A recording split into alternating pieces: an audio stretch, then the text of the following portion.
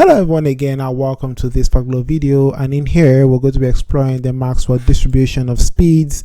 And take note here that we'll be diving more into this and many more types of chemistry involving physical chemistry, organic chemistry, science, mathematics, physics. So please don't forget to subscribe to this channel so as to be updated on the things to come now and in the future. So the big question here is, how did they get this particular expression here, which is in terms of the fraction of molecules with a specific speed with respect to the temperature and the velocity? So this expression, which is a Maxwell distribution of speeds expression, can be derived, and we're going to focus on the deriving of this particular expression in this particular video. And the steps required to accomplish that is, first, to explore the relationship between temperature and molecular mass of the Maxwell distribution of speeds, and then follow the relationship to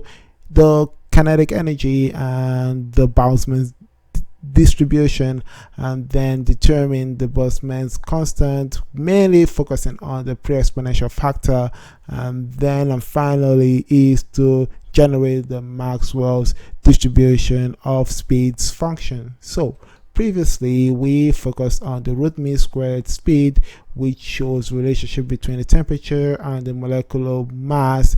We know that increase in the root mean squared speed is actually increasing when you increase the temperature or you decrease the molecular mass, or if you decrease the root mean square speed, we actually decrease the temperature or we increase the molecular mass. Therefore, the condition here is that the molecules do not travel with a single uniform speed but a distribution. Therefore, in here, looking at the relation between speed and that of the relative number of molecules that express that speed at 25 degrees Celsius, we took measurements and we see that the molecule speeds shows a relationship that looks like a distribution. And if you increase to decrease the temperature less than 25 degrees Celsius, we have a narrow range of molecules with so much more less speeds. So therefore, in here we have this distribution expressed right there, and on the other side we have a broad range of fraction of molecules with a lot of high speeds located at the far right of the distribution. So therefore, in this case here, we can actually see or make assumptions or relate the temperature and the molecular mass in here with respect to the three curves that we have right here. First off is that as you go from left to right, which means as you increase the temperature, we see that we are flattening the curve, which is similar to COVID-19, where we actually need to follow some protocols in our way to avoid a spike and actually create a flattening of the curve. Now, looking at the intermediate curve, which has intermediate temperature and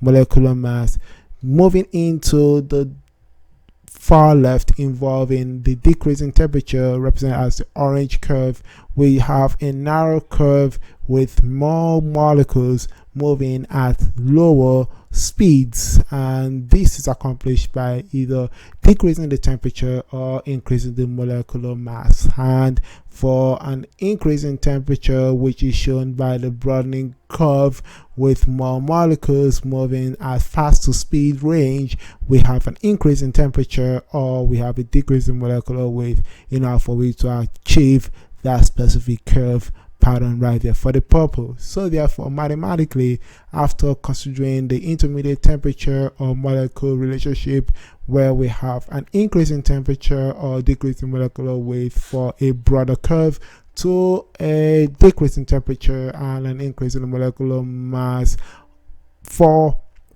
a sharper curve, we actually can have a relationship with the relative number of molecules travel at a specific speed to be related to this particular function f at vx, and this is going to be used to determine the fraction of molecules that expresses a specific speed. Therefore, speaking of speed, we're going to look at the kinetic energy with relation to the Boltzmann distribution. Therefore, in here, once we have our expression and we have our curve actually established, what is the equation of this particular curve right here? And the equation of this curve is actually related to the Boltzmann distribution, which is expressed as K, which is a pre-exponential factor multiplied by the energy relationship with that of the temperature, where we consider Kb to be the Boltzmann constant. And this here is going to be mainly focusing on the kinetic energy, which is the total kinetic energy. And to determine the total kinetic energy, we need to not only look at one component but all the components here, where if a particle is moving at the velocity, we not only need to consider the x component but also the z and the y. Therefore, in this case right here, we can actually put our kinetic energies in terms of all the components, put that into the equation right there for the Boltzmann distribution of the fraction of molecules with a specific speed, and finally we can determine a fraction of molecules with a specific speed f at v to be in terms of the total kinetic energy. Now, the total kinetic energy can be used to split the exponent, and this exponent is split into three parts here, which involves the x, the y's, and the z.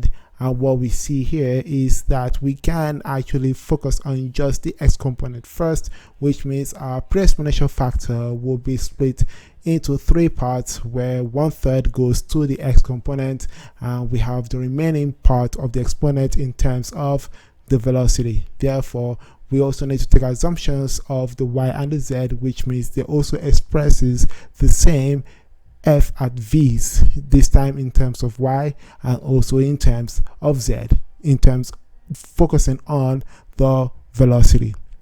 Therefore, the big question here is, what is k, which is a pre-exponential factor? The pre-exponential factor here, we need to take into consideration what are the components that you need to take into consideration to determine the pre-exponential factor. And in here, we need to actually focus on the normalization of the distribution, which means that one, we need to allow our velocity to be from negative infinity to positive infinity, and secondly, that our integration should be focusing on 100% of the possible values, which means that it will be equal to 1. Therefore, since our f at vx is that expression, we can put that into the integration for v at x, and we can now have our integration in terms of the pre-exponential factor and that of the velocity. Now, take note that the pre-exponential factor k 1/3 is actually a constant. Therefore, this constant can be taken out of the integration, and therefore integration will focus mainly on the exponent with the velocity. That is what we are talking about in terms of the velocity at vx. Therefore, in here, since we have this integration from negative infinity to positive infinity at v at x, we are going to focus on that integration, and there is a specific fact to consider in here in order for we to integrate that particular part or remove that integration into using a constant. And this constant is actually root x over 2a. And what is a? A can be determined after taking out our x squared, which is equal to vx squared, and then our negative a2 is squared, is equal to negative mass divided by 2 multiplied by the Boltzmann constant multiplied by temperature. Therefore, in here, to solve for a, we just perform the square root, and we have a in terms of the mass and the temperature with the Boltzmann constant. Therefore, we have to put our a into our root over 2a. But before you do that, we need to notice here that our integration of that particular fact is actually from 0 to infinity, but we need to take into consideration from negative infinity to positive infinity.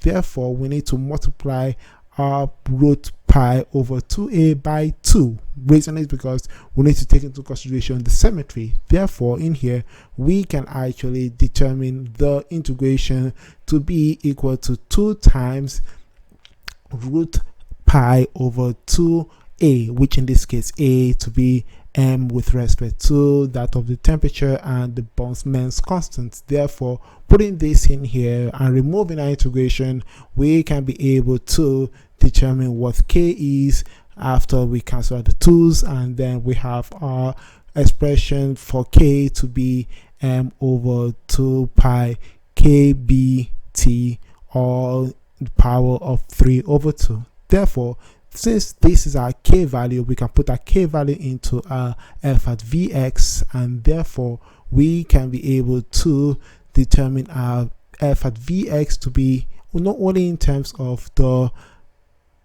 Boltzmann's constant and the mass with respect to the velocity, but also we can express that in terms of the molecular mass or molar mass and that of the gas constant. Therefore, since we know our Boltzmann's constant to be equal to the R, which is the gas constant multiplied by the mass or divided by the molar mass, we can actually have our fraction of molecules, which is F at Vx, to be in terms of the molar mass and that of the gas constant. So therefore, in here, once we have that as the main focus, we can then use this focused expression for V at x in terms of the molar mass and that of the gas constant, where we have our expression in terms of V to be now focusing on the velocity of that specific particle. And we notice that a particle, when moving at a velocity, we need to focus on the probability that a molecule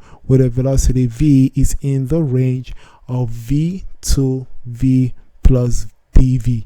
Therefore, in this case, taking into consideration the components here, which are the velocity on the x, y's, and z to the d at x, d at y, d at z, we can then integrate that into our f at v, and this here is taking into consideration the sum of the fractions of not only the x, the y's, and the z, but also the d at vx, d at vy, and d at vz. Therefore, d at f sum is actually equal to 3 times root m over 2 pi rt. So therefore, we are applying this particular function 3 times.